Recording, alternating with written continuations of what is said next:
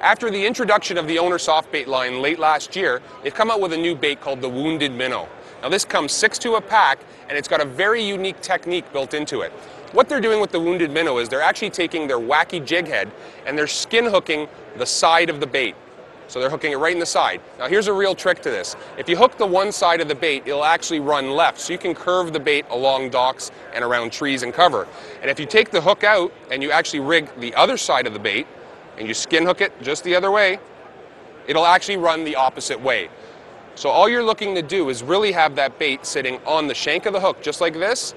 And when you're working this bait, one thing you want to do is realize that action is everything to make it effective.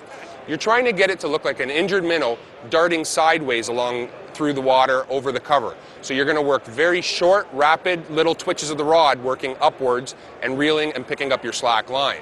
Now for setup, anytime you're doing this is a great way to target fish that are sitting on independent boulders, tree stumps, in sparse weed cover, or roaming flats. You're going to want to pick a rod that's probably 6'6" to 7 foot spinning, or you can use a light casting, but this is a pretty light bait. So I would recommend a spinning rod, 6'6" to 7 foot, medium power, extra fast action, and you can run it with a very fine braided line. So you can get down to an 8 or 10 pound test braided line, and in clear water situations, just pick up and tie on a fluorocarbon leader. 8, 10 pound test would be more than plenty to get these fish out of cover. Now with the weights available with the Wacky jig head, what you want to do is if you want to fish it along the surface, you would go with the lightest Wacky jig head available, so you can go with a 1/32. And if you want to fish it a little deeper and faster in cover, you can go up to the 3/16. This is definitely a technique that will put a lot of fish in a lot of boats, something you should definitely check out from Owner this year.